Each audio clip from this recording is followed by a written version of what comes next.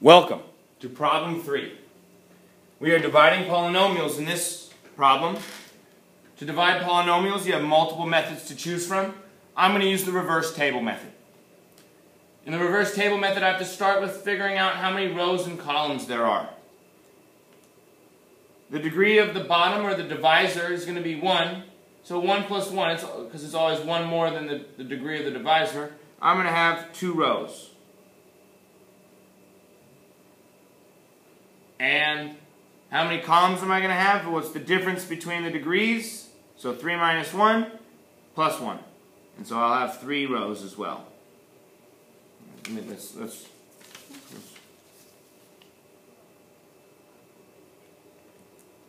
So let's make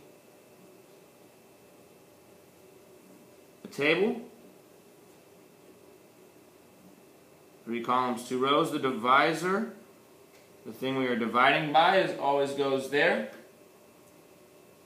And coming out of each of these boxes, right, diagonally, are like terms. Remember, if the term is not there, it means it has a coefficient of 0.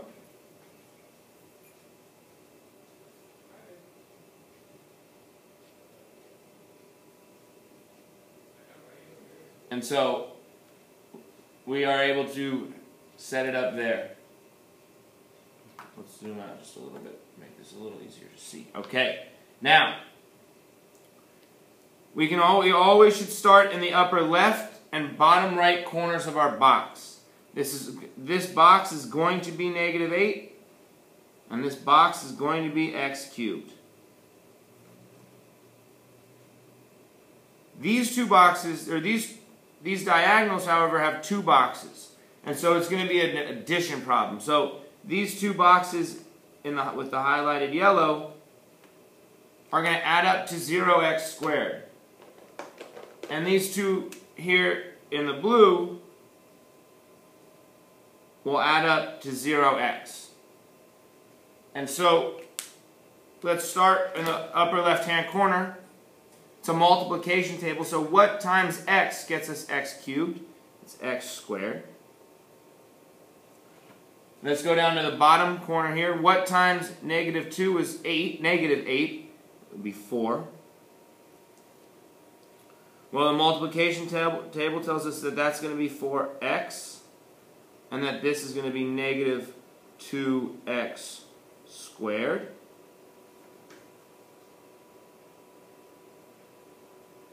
So, if these 2 add up to 0x, this has to be -4.